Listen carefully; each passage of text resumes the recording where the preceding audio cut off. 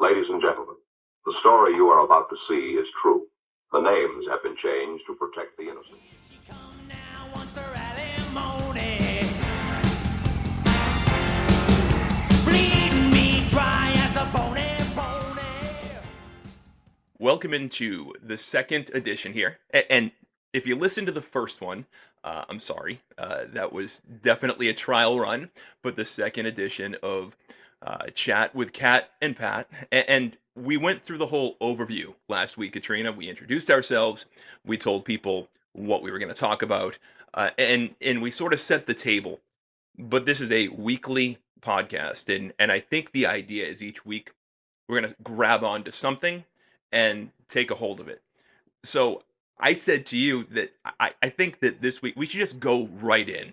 Like, why do we have to pussyfoot around things when anybody that finds this podcast, enjoys this podcast, and listens to this podcast is going to embrace it because we are not going to hold things back. So I think if you are ready for the next 30 to 40 minutes to get a little bit uncomfortable here, I think that we should really just get into the divorces, the three divorces, and the finances that come with that, as well as not only how it affects the children, but how it affects what the children think of us, which I think is what matters the most here. So, are you good going down this road? They're triple D's. Let's do it. You don't have triple D's though. Just correct me if I'm wrong. I've gone through your bras, and there are some triple D's in there, but generally speaking, It depends on where the weight is. Is it either double D or triple D? So now that I'm with you, I feel like we have to embrace the triple D. okay, And it also stands for like the 3 divorces with the stress. okay. You would just put on a couple extra pounds of comfort weight. So maybe are you saying that we need to get like bumper stickers that say we embrace the triple D's? Like I am all about it. If that's the road you want to go down here, I am all for it. We can print it out. Our guys from Vista Print, yeah, man, they can take care of us, I'm sure, and get us some great being down with the triple D's gear. But look, the reality is 3 kids, 13, 17, and 20. And we are both stuck paying out. And, for one reason or another, we've got to pay because we've always been the earners. And this irks me. And I think that this is a fundamental problem with the legal system, with the judiciary system, and with the way that divorce works in general. I feel like losers get rewarded for being losers, and it bothers me. My ex-wife, I was married to her for 14 years. One of the things that attracted me to her was the fact that she held a master's degree. She was what I thought intelligent when I first met her. And without going completely down a road that could take up the rest of the night, it frustrates the hell out of me that I was successful, but I don't have a master's degree, and I wasn't successful doing what I wanted to do. And this is where it really sucks. I wanted to be a radio guy. I've been on the air for over 20 years, but I was never able to take the jobs I needed to take in the smaller markets or work the shifts I had to work at 15, 20 bucks an hour to put in the time to get to have that full-time job in the morning or afternoon drive where you can make $150,000, $250,000 a year in a top 10 market like Boston. Was never able to do that because it was my job to put money in the bank and food on the table.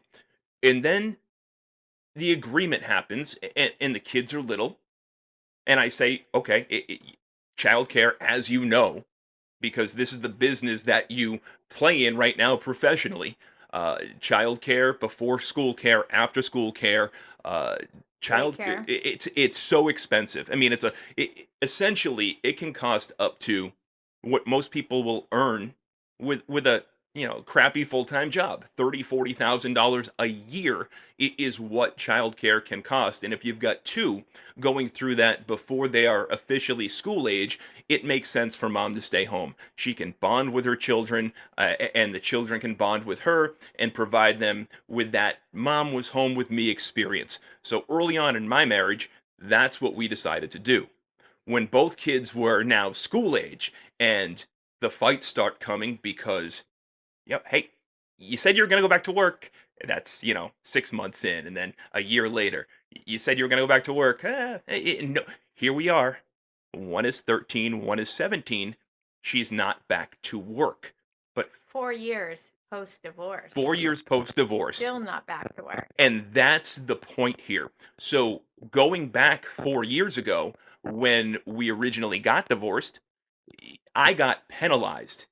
And that's what I don't think is fair. I got penalized because I made a good salary. I worked my ass off. I worked at the time 3 jobs. I had my full time job at Original Gourmet, and that's where the bulk of the money comes from.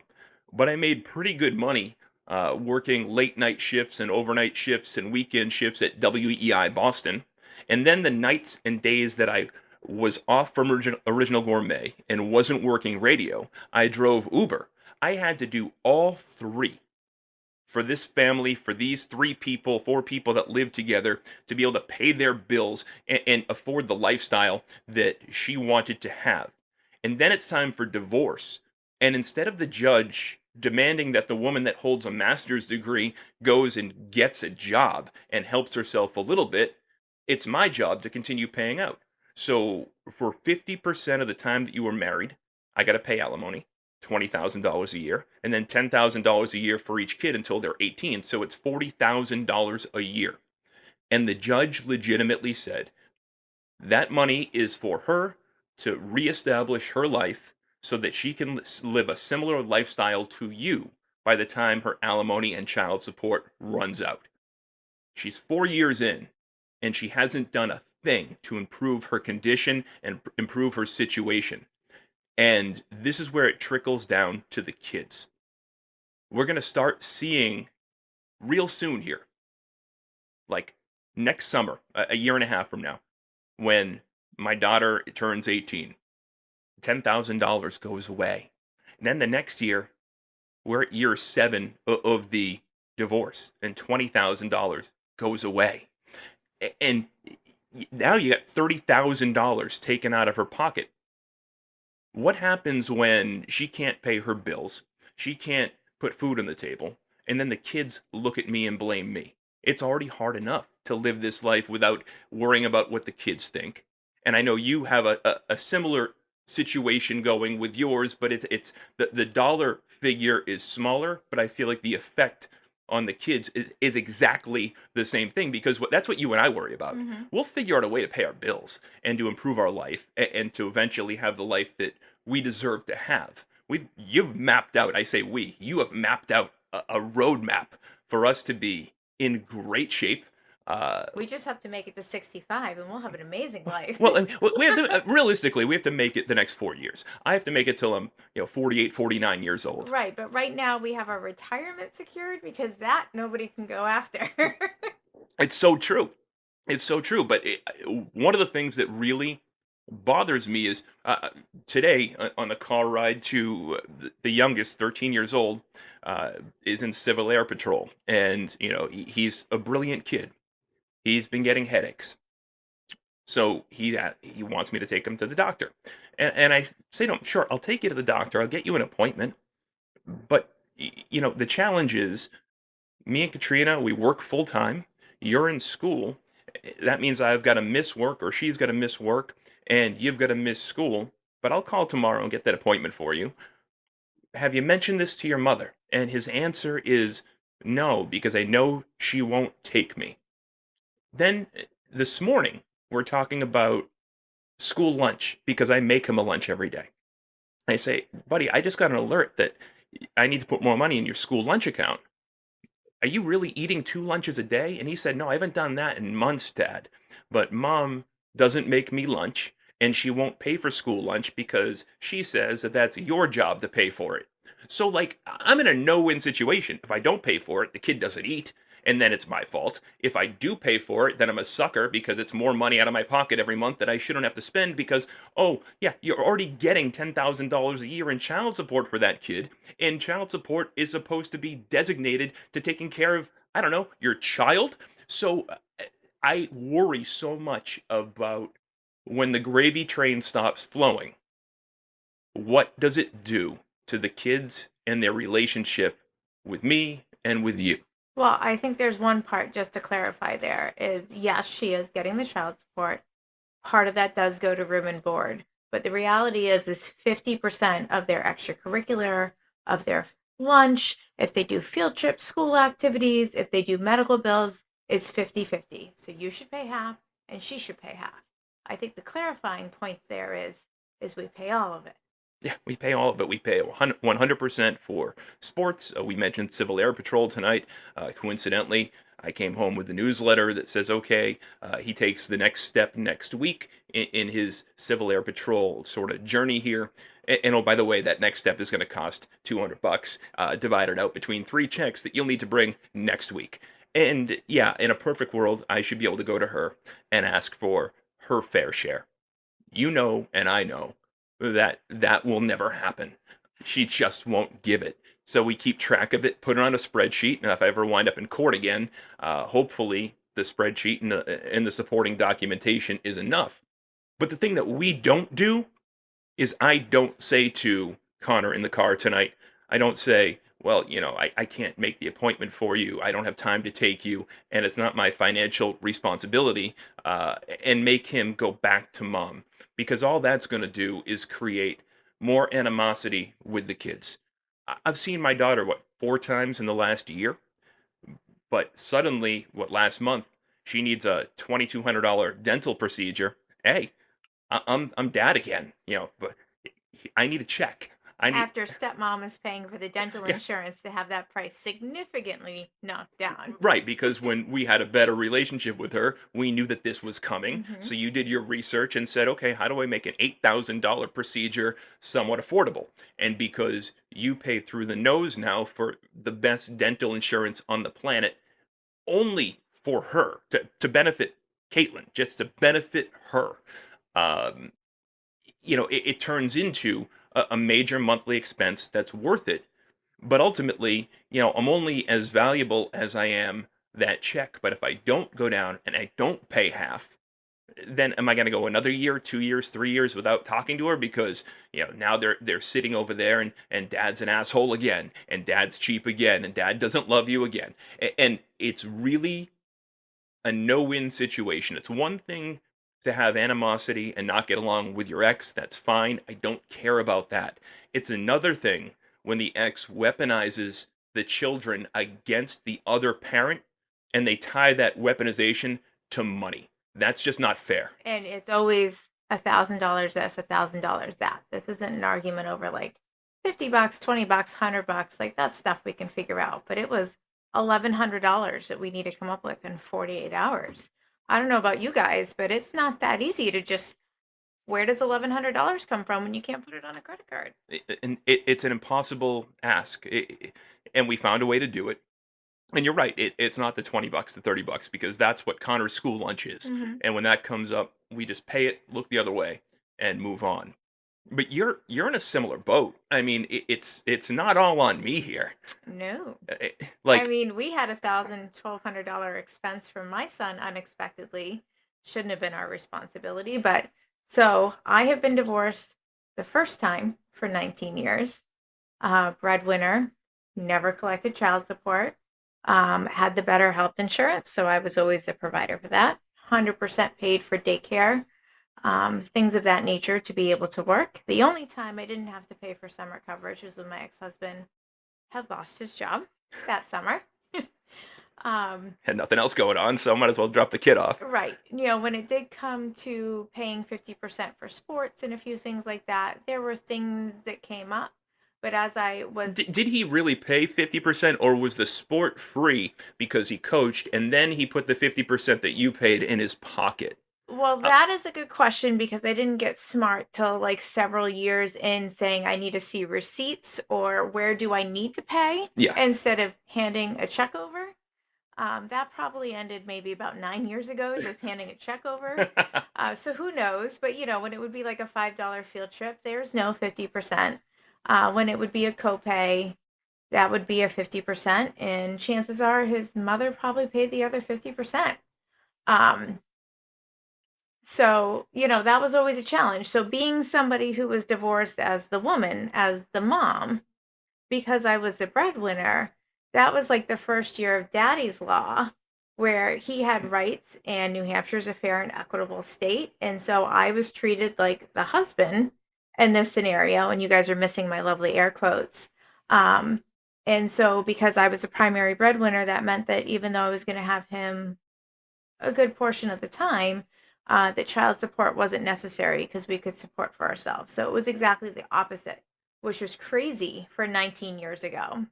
And then, yeah, I was married the second time.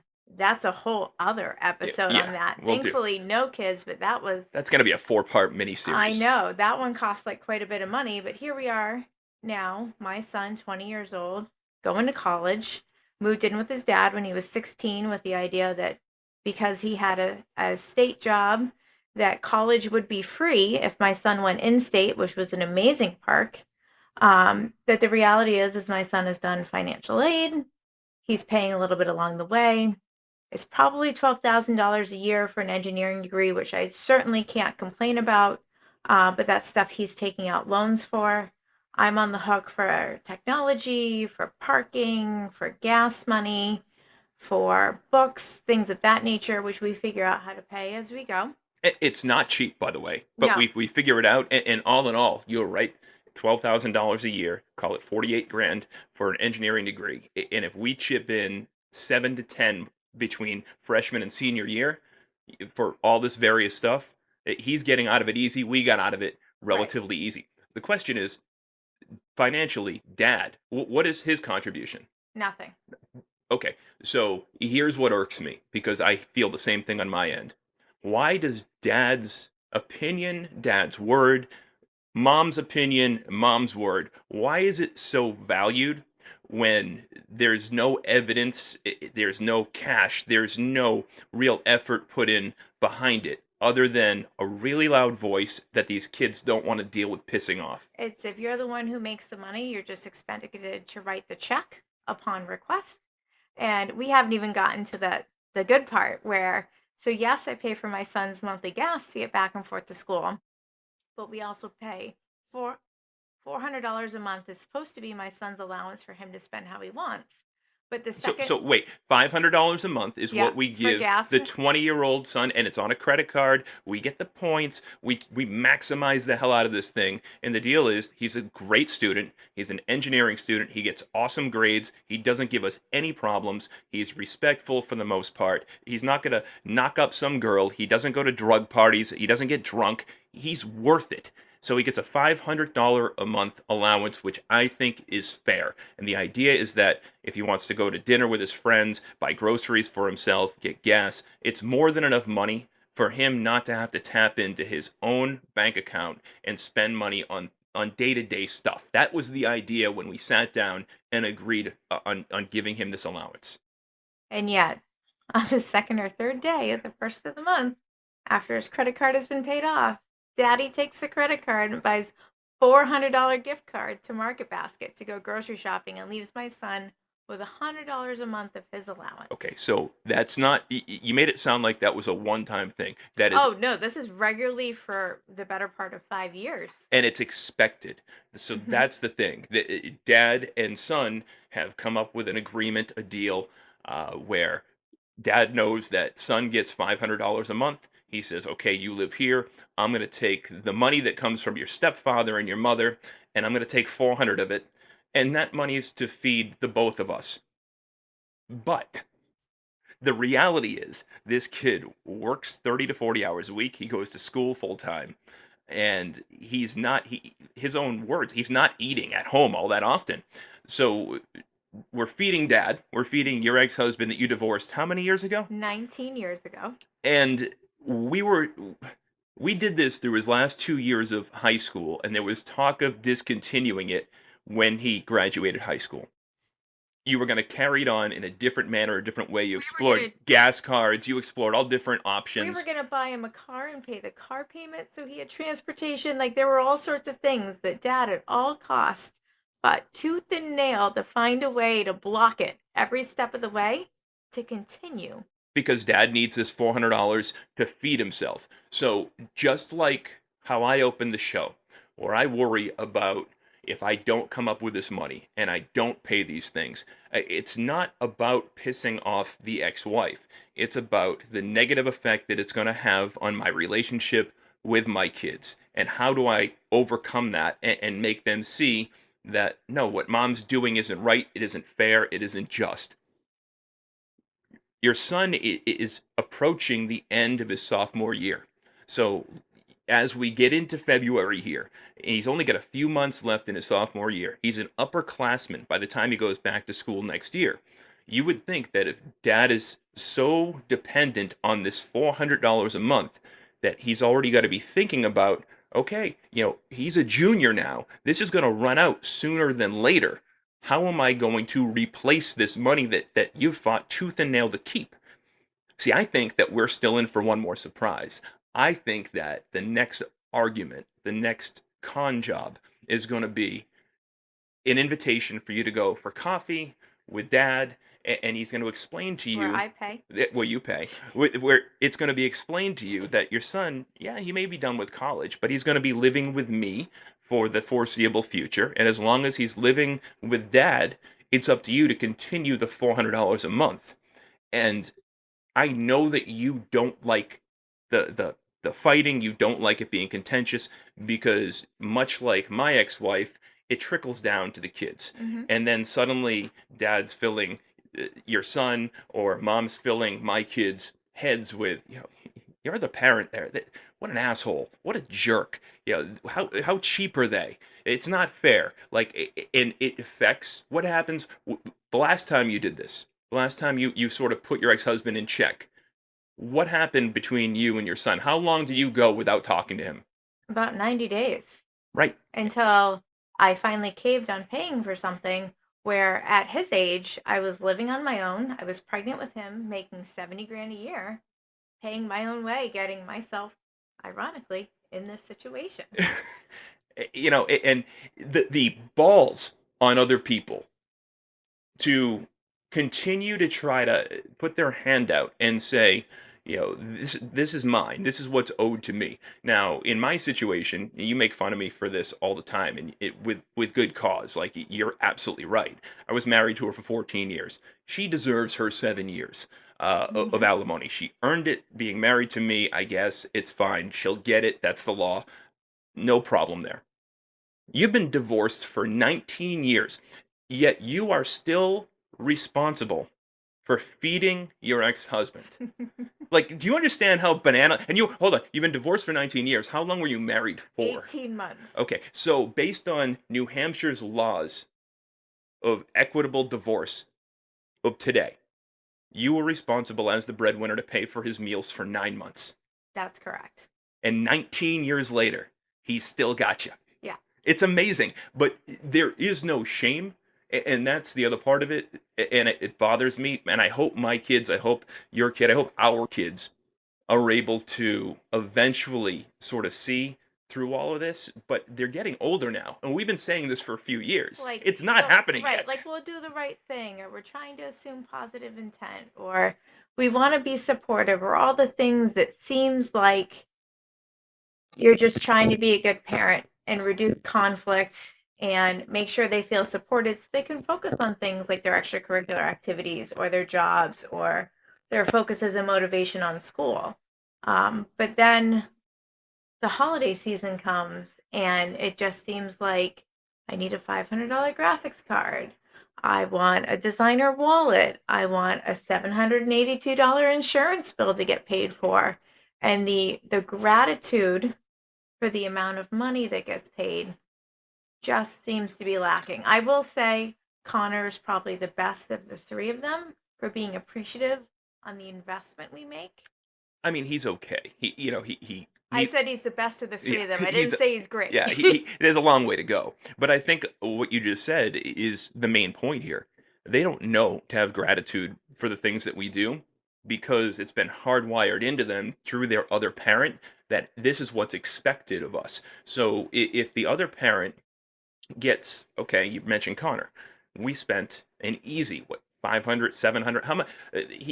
every Christmas the kid does great. You do awesome when it comes to Hmm. buying things at the right price on sale. So With a coupon. it might Yeah. look like he has a $2,000 Christmas, but it doesn't cost us, it costs half of that.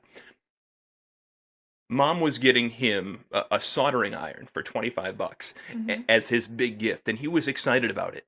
Like, it's crazy to me that there's so much appreciation on the other side for their lack of effort. It's and your ex-husband's better than my ex-wife. At least he's got a full-time job. The guy works.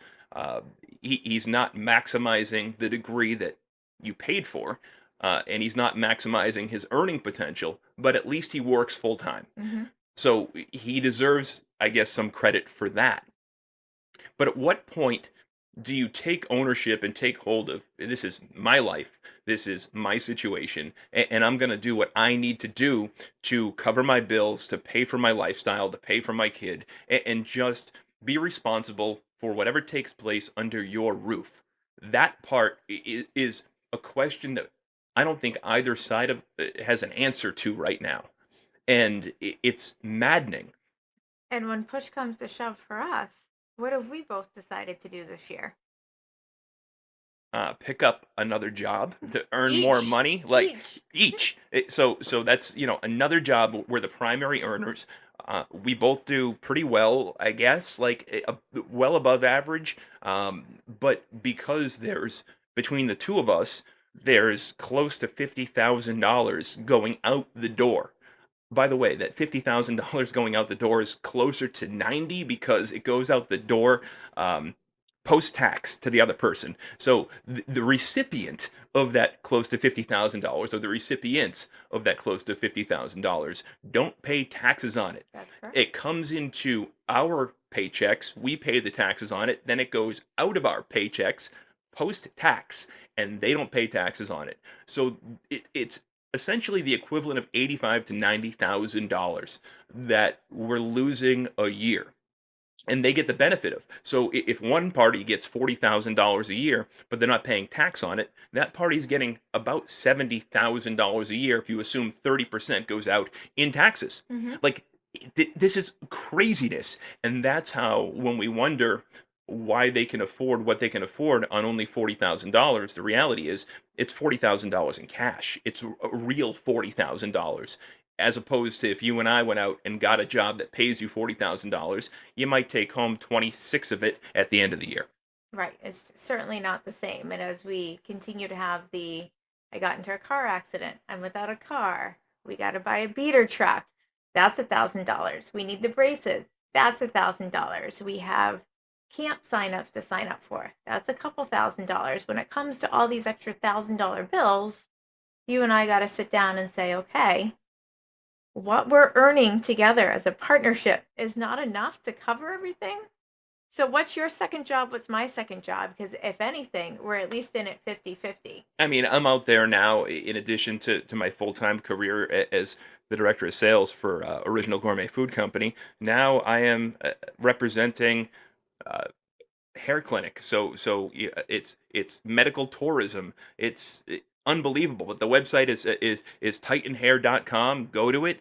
I swear, instead of seeing Dr. Robert Leonard, don't listen to Brian Scalabrine. Don't go to Boston. Don't spend $30,000 on getting your hair transplant. Men, you don't have to do that. You can get an as good, if not better, hair transplant in Istanbul. We can get you over there, give you 5-star accommodations. We'll give you a full-time translator. We'll get you in and out in a long weekend, 3 days. You get there on a Friday, you're back home on Monday. It's going to cost you $2,500, and you're going to have an incredible job done. You'll have a brand new head of hair, and it is lifetime hair. This hair will not fall out. The transplanted hair is mutated through its DNA. It will never fall out. It is your lifetime hair.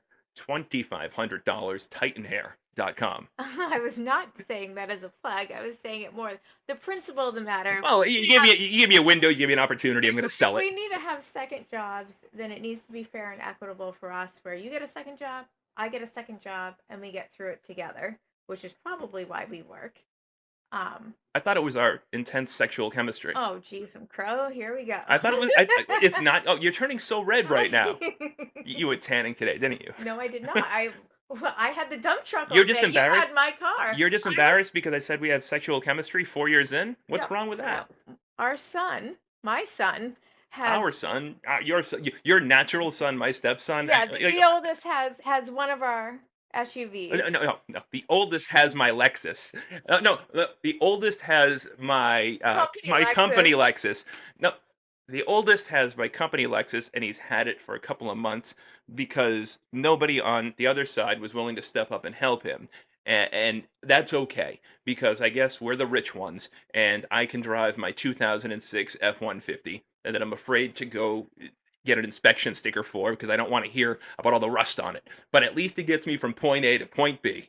Right, but when you have to travel for said sales job that pays for the other households, Yeah, you can't use that car to drive to Rhode Island. can't do But it. where I also have to drive for work, we Yes. have to coordinate schedule. So no, I did not go tanning today. Stayed at home with our 2006 dump truck, and I got caught up in work so that I could drive my car to travel tomorrow. And unfortunately, it's a travel week for us. So Yes. I'll be trekking down to Logan Airport from New Hampshire in the 2006 truck on Thursday as I fly to Nashville, Tennessee, and back in the same day, so we can make sure that we've got the money that we need to run 3 households. And this is the point I try to make to the kids, and I don't think it really clicks in their head.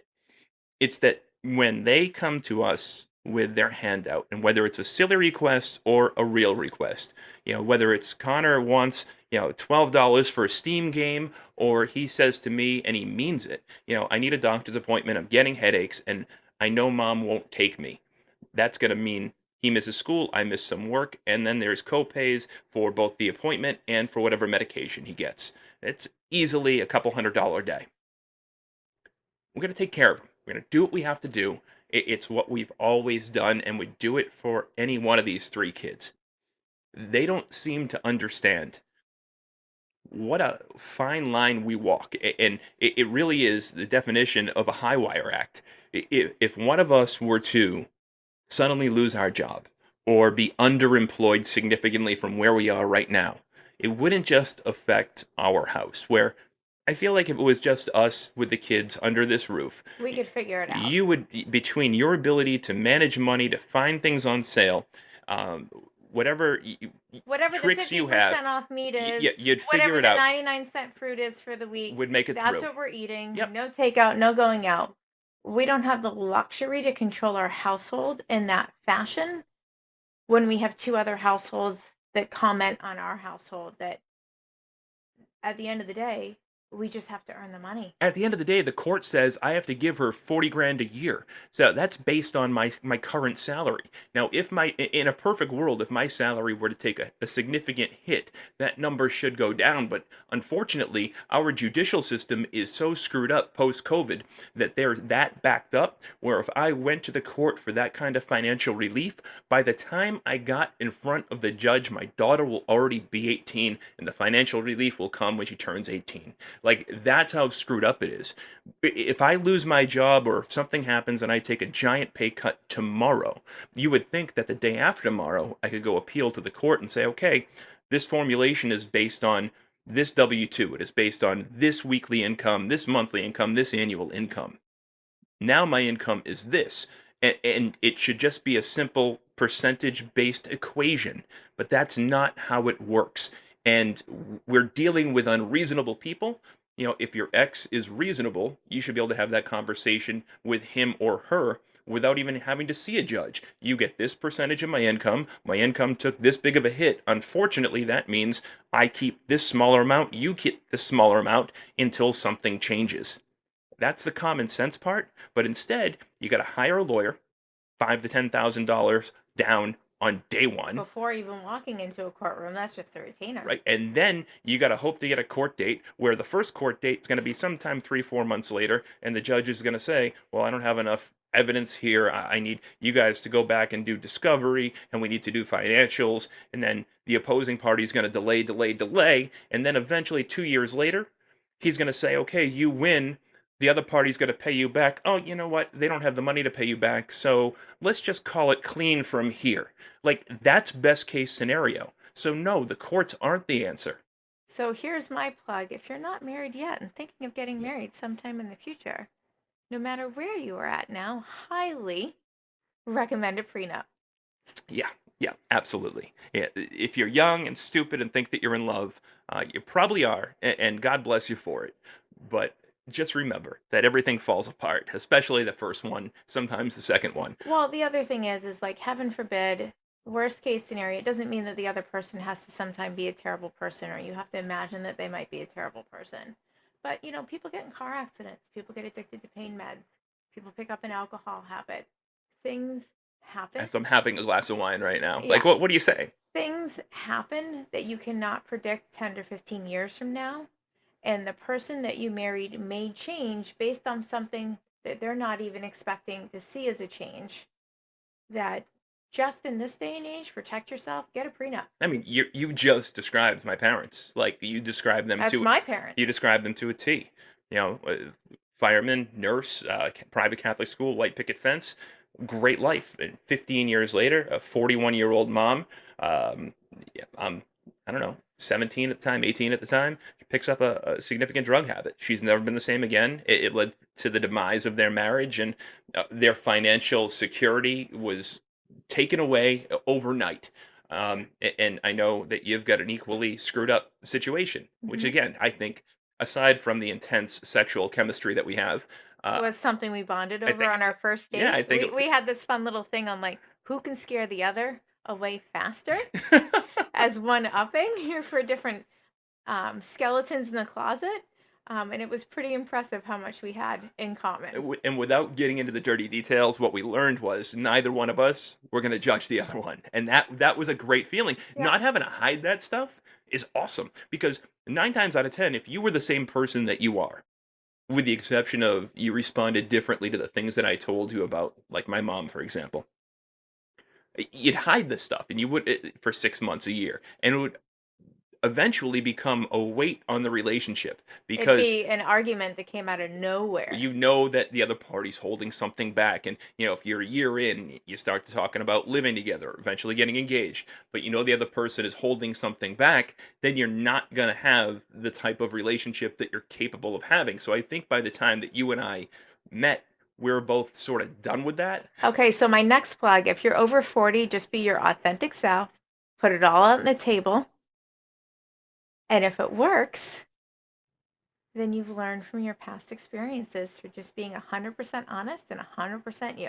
Yeah, it's true because if you're over 40 and you're making the decision to get back into this thing one more time, or you already made the decision that you're happy living alone, you've made your peace with it, and you're going to live your best life. You're going to travel, you're going to have your friends, you're going to maximize your earning potential, but you're not going to take on the responsibility of a relationship. That's fine. But the moment that you decide that you wanna do the whole relationship thing, you're better off, like, I didn't wanna share my login for my credit info. I didn't like, I was embarrassed by it, but coming out of divorce and coming out of all of that, it didn't nothing shocked you, which No, made it awesome. my thing is I just need to know like how bad is your actual situation and how do I need and knowing what your situation is, how do I need to protect myself and what I earn for us to do this together? Like that She took me honest from a that's 532 to a 722, and it's still going higher, okay? Like, and I haven't changed a thing about my life. I just put it in the ball in her court, and things have happened. But it's being able to trust the other person to do that, that makes it really work. But I don't mean to go off another tangent here because the whole credit thing and income and how that plays into a relationship is another show for another week. I've got like the next 7 shows sketched out in my notebook, and that's one of them. But before we get out of here today, I did want to sort of circle back to the fundamental point of this show.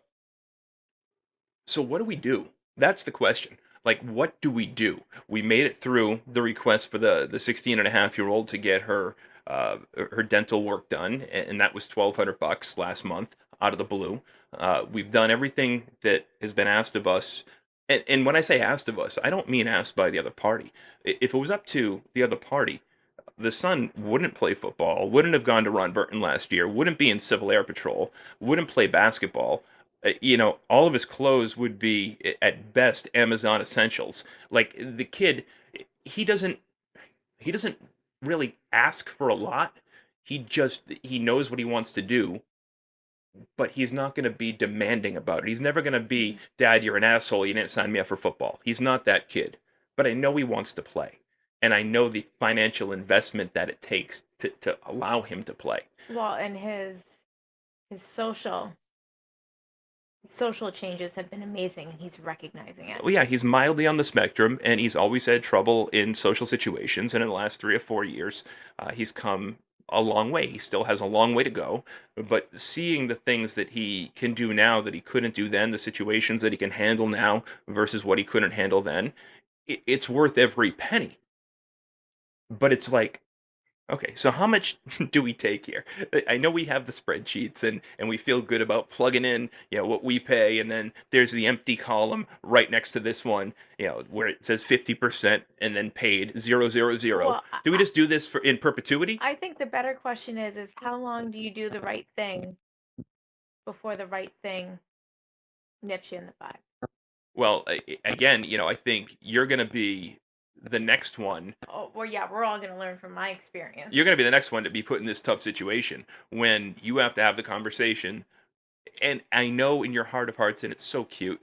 You're like, no, it's a conversation between me and my son. It's his money. He's It's an his adult. deal. He He's can an adult. legally vote. But He's going to be able to legally drink by then. He can travel internationally without me. yep, but it's not going to be that way, and you know it. It's going to be, hey, Katrina, I heard this. I disagree, but I think you and I should hash it out over some coffee. Let's hash it out. And you're going to wind up calling me and being like, I don't know how I did it. I just committed Yeah. 9 more years. Yeah, another inflation increase request. It's on, but that's the thing. At some point, we have to be the asshole. So how do you do it without jeopardizing the relationship with your children? And that's the question. And if people have got an answer to it, then, and something that's not in the books, like something not the therapist is going to tell us, because what they tell us and what the books tell us is, no, you just explain it to them. They're adult children at that age. You explain it to them honestly, without emotion, and let them decide for themselves. Unfortunately, the books don't have a chapter on what if the other party's a master manipulator, which both sides are. Like we both live that. They both have the trust and the ears of these kids, so they can say whatever they want. And when they say it, it becomes Bible. We can show them black and white facts. We can show them all these, the pay stubs and checks and money out to the other party. That's irrelevant. It's black and white, but that doesn't matter because the other party said so. And that's an impossible situation to try to win. Well, and if there's no answer to our question, for those of you out there that are living a similar circumstance, because there's got to be many, you're not alone. We're right there with you. And that'll do it for week number 2 of Chat with Kat and Pat. This week's episode was brought to you by Jill & Company Real Estate Agency, their newest New Hampshire specialist, Katrina Pateri. You guys can find her 603-479-1028. And why don't you tell them your work email address? Katrina at jillandco.com. Katrina like the what? Hurricane. Katrina like the hurricane at jillandco.com. And of course, brought to you by Titan Hair. Check them out, titanhair.com. We'll get you guys to Turkey and back 3-4 days. New head of hair, $2,500. You don't need to go spend 30 grand. And if you want to take a week and have a great international vacation, it's a lot safer than the news says it is. Take it from me. I'm Patrick Gilroy. She's Katrina Pateri. We'll talk to you guys next week on Chat with Kat and Pat.